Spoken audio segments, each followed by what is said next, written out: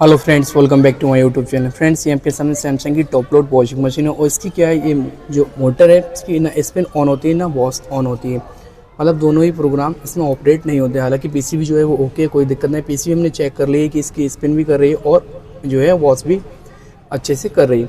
But इसके जो है हम जब इसमें पीसीबी लगाते हैं उसमें क्या होता है,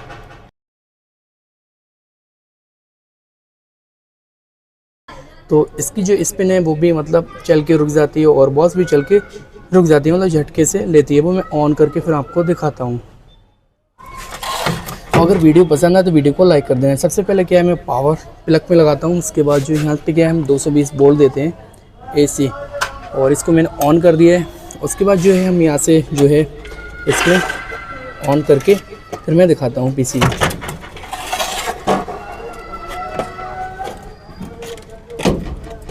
पीसी मैंने इस तरीके से रख लिया। बाकी हम क्या है यहाँ से ऑन करते हैं, तो आप देख रहे हैं यहाँ पे मैंने ऑन कर दिया। बाकी ये सेंसिंग कर रहा है। उसके बाद जो है चलना स्टार्ट हो जाएगा।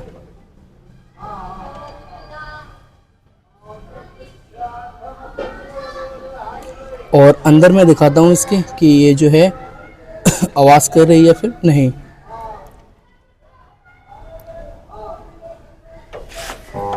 तो आप देख रहे हैं इस तरीके की आवाज़ आ रही है। ये जो मोटर है नहीं चल पा रही है,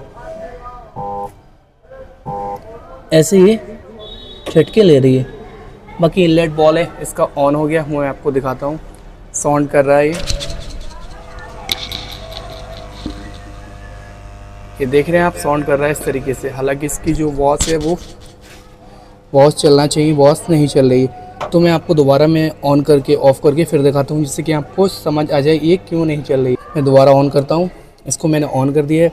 उसके बाद जो है ये जो है वाटर लेवल सेंस कर रही है। उसके बाद मैं यहाँ से आपको दिखाता हूँ कि इसका जो मोटर है, आप पैड पे ध्यान देंगे उसके बाद आपको नज़र आ जाएगा। मैं थोड़ा कैमरा ठीक कर लूँ इससे कि आपको अच्छे से दिख जाए।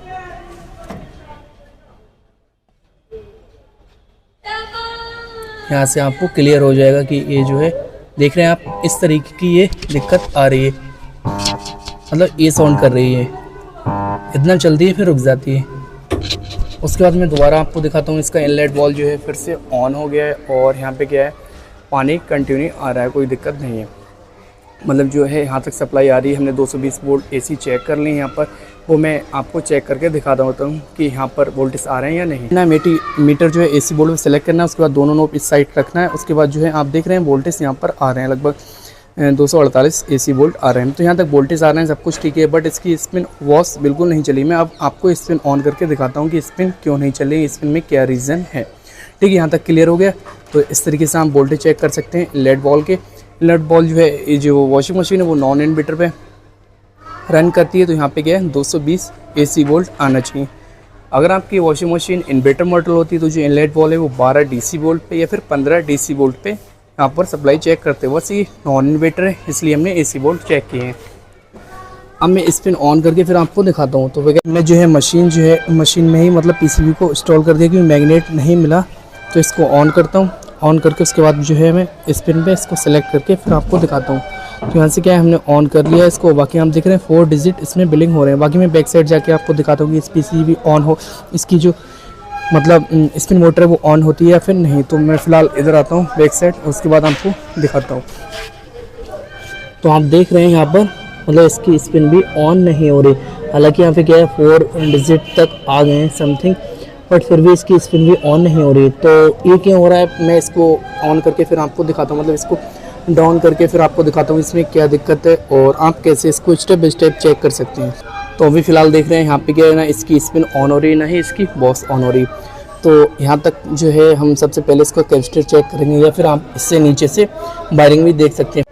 तो यहाँ पे क्या होता है, कैपेसिटर लगा होता है। अगर कैपेसिटर आपका वीक होता है फिर भी इसकी मोटर जो है वो ऑपरेट नहीं होती है, या फिर इसके वायर वगैरह कट होते हैं नीचे से या कहीं से, तब भी ये दिक्कत आती है। ना स्पिन इसकी ऑन होगी ना फिर इसकी बॉस होगी। वो इसलिए स्पिन बॉस इसलिए मैं कह रहा हूँ क्योंकि यहाँ पे क्या होता है, यहाँ से एक वायर होता है जो कॉमन है, इसकी जो कॉमन है वो जो है वाइट है, बट यहाँ से सारे उसमें क्या है येलो गई है, और ऊपर भी येलो है, इनलाइट बॉल है वहाँ पे भी येलो गई है, मतलब येलो जो है उसकी कॉमन है। तो यहाँ तक क्लियर हो गया। उसके बाद मैं इसको ओपन करके आपको दिखाता हूँ कि हो सकता है वायर वगैरह कट हो। फिलहाल यहाँ पे क्या है, अगर आपका मोटर जो है चलती है एक साइड जैसे घूं कर रही है, अगर साउंड कर रही है, तो आप उसको कैपेसिटर को देख लें कि कैपेसिटर तो वीक नहीं है। फिलहाल मैंने यहाँ पर इसका जो कैपेसिटर है वो देख लिया है, और बाकी इसमें जो है मुझे वायर मतलब कटे हुए नज़र आ रहे हैं। तो मैं इसको ओपन करके फिर मैं आपको दिखाता हूँ। ये जो है टामी से आपको खोलना है, ठीक है।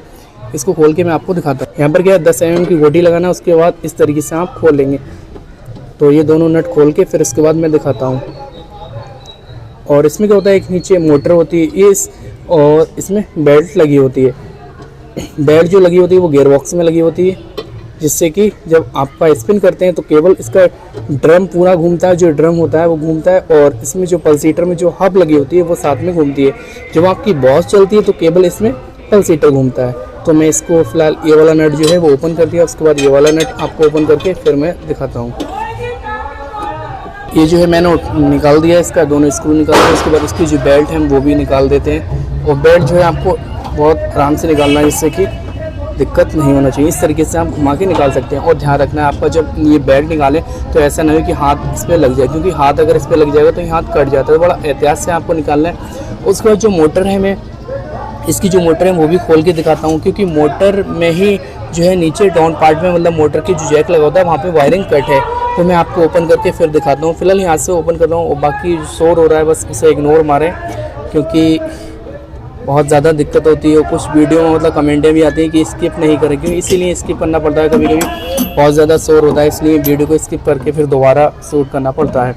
तो फिलहाल यहाँ पे क्या है, इस तरीके से हम दोनों नट खोलेंगे और मोटर इसकी बाहर आ जाएगी।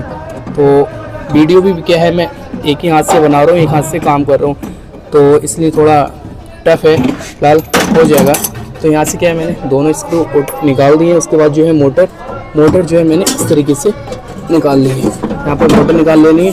उसके बाद मैं आपको जैक दिखाता हूँ कि इसमें वायरिंग कहाँ से कट है। तो आप देख रहे हैं ये वाला जो वायर है, ये आप देख रहे हैं ये वायर कट गया है, चूहे ने काट दिया है इसका वायर, या फिर तो ये किसी और वजह से कटा है। फिलहाल यहाँ से वायर आप देख रहे हैं, जो इसका रेड कलर का वायर है वो वायर कट है। इसी वजह से मोटर एक साइड तो साउंड कर रही है, एक साइड नहीं कर रही। तो मैं इसको जो है अच्छे से इसको निकाल के उसके बाद टेपिंग करके मैं आपको दिखाता हूँ। आप देख रहे हैं ये वायर कट है, इसका रेड वाला और ब्लू वाला भी वायर कट गया है। तो मैं इसको ठीक करके फिर आपको दिखाता हूँ। आपको ध्यान रखना है, कभी भी अगर आपकी जैसे कि स्पिन नहीं चल रही है, फिर बॉस नहीं चल रही, तो सबसे पहले आपको चेक करना है अगर आपकी पीसीबी ओके है, पीसीबी ठीक है, और उसके बाद भी अगर स्पिन या बॉस ऑन नहीं होती तो आपको वायरिंग को चेक करना है। अगर आपकी वायरिंग भी ठीक है, उसके बाद आपका जो कैपेसिटर है इसको आप चेंज करके देख लें कि इसका जो कैपेसिटर है वो वीक तो नहीं हो गया, इस वजह से भी नहीं चलती है। फिलहाल यहाँ पर जो दिक्कत है, हमें फॉल्ट नज़र आ गया।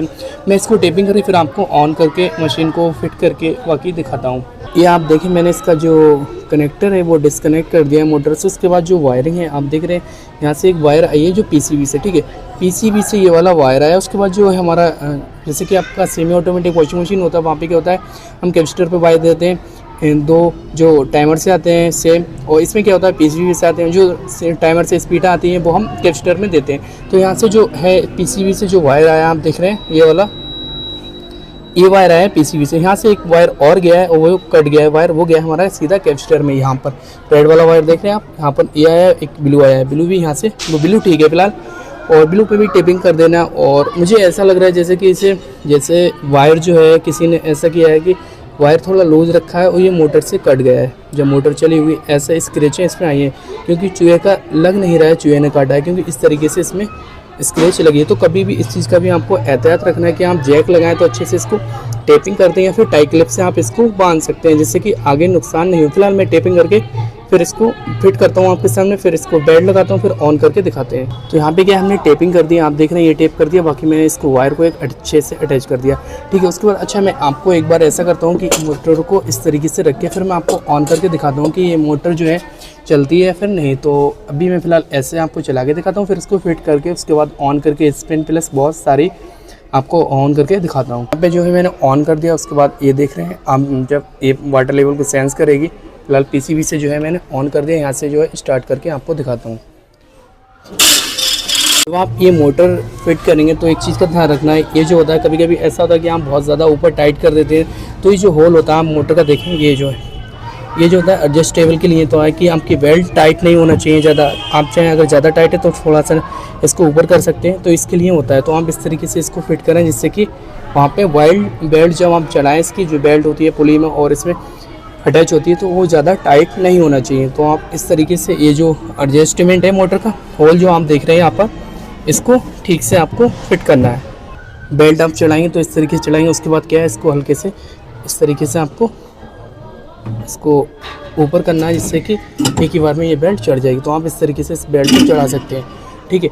बाकी इसकी जो वायरिंग है, इसका जो कनेक्टर है, मोटर का जो कनेक्टर है नीचे होता है, हमेशा ध्यान रखना है आपको ऊपर नहीं लगाना है घुमा की, वरना और ज़्यादा दिक्कत होगी वायरिंग। बाकी ये जो वायर है यहाँ पे आप देख रहे हैं, ये क्लिप होता है, इस क्लिप में इस वायर को अच्छे से टाइट कर देना है जिससे कि दोबारा कोई नुकसान नहीं हो। तो इस तरीके से आप इसको लगा देंगे।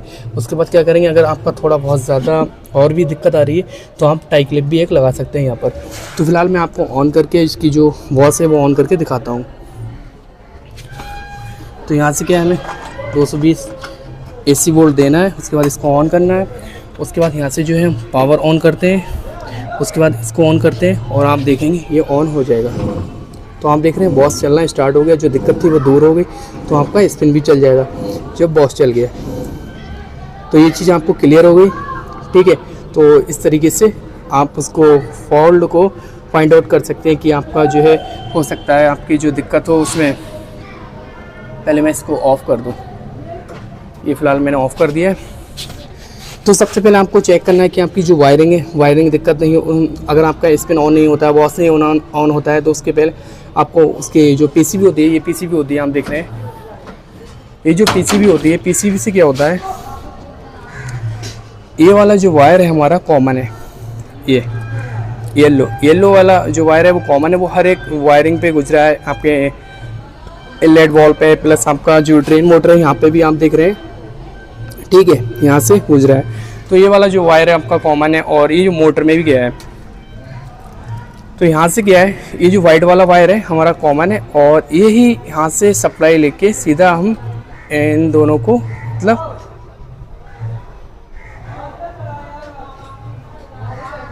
वायरिंग को सर्च करेंगे। उसके बाद हम देख लेंगे, एक वीडियो में आपको अपलोड कर दूंगा कि आप कैसे इसको डायरेक्ट चेक कर सकते हैं, मतलब इसकी स्पिन कैसे डायरेक्ट चेक कर सकते हैं, प्लस इसका जो वॉश है वो कैसे डायरेक्ट चेक कर सकते हैं, और इनलेट वॉल कैसे डायरेक्ट चेक कर सकते हैं, और इसका जो ड्रेन मोटर है वो कैसे आप डायरेक्ट चेक कर सकते हैं। मैं स्टेप बाय स्टेप हर एक चीज़ आपको क्लियर कर दूंगा जिससे आपको वायरिंग भी अच्छे से समझ आ जाएगी और कोई दिक्कत नहीं होगी।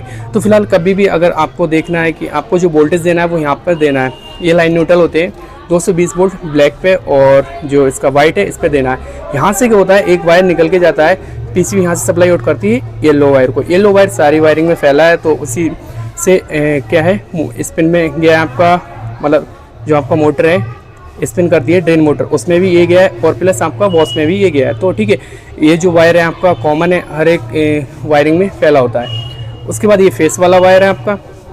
तो सबसे पहले चेक करना है कि आपकी जो PCB है, PCB सप्लाई आउट कर रही है नीचे या नहीं। वो आप कैसे क्लियर कर सकते हैं आपको मैं बताता हूँ।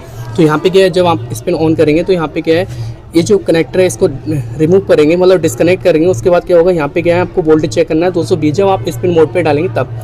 अगर आपके यहाँ तक वोल्टेज आ रहे हैं तब तो ठीक है, अगर नहीं आ रहे हैं तो हो सकता है वायर कट हो या फिर PCB सप्लाई आउट नहीं करिए। उसके बाद आपको देखना है ये वाला जो जैक होता है, ये जो आप देख रहे हैं यहाँ पर, ठीक है, एक वायर यहाँ पर लगाना है, एक यहाँ पर लगाना है। तो आप इससे भी क्लियर कर सकते हैं कि ये जो है लाइन न्यूट्रल पे चलती है, ये हमारा कॉमन वायर गया है यहाँ मोटर पे, ठीक है। तो इससे आप क्लियर कर सकते हैं कि आपकी जो सप्लाई अगर यहाँ तक आ रही है, जैसे कि 220 वोल्ट आ रहे हैं या 230 AC वोल्ट आ रहे हैं तब तो ठीक है। अगर नहीं आ रहे तो आपकी PCB में 100% दिक्कत है, तो उसको उसको मतलब रिपेयर कराएं, या फिर अगर रिपेयरेबल नहीं है तो आप रिप्लेस कर दें। तो इस तरीके से उसको चेक कर सकते हैं। तो फ्रेंड्स, ये वीडियो अगर पसंद आई, वीडियो को लाइक कर दो, चैनल पर नहीं विजिट किया चैनल को सब्सक्राइब कर दो। Thank you for watching.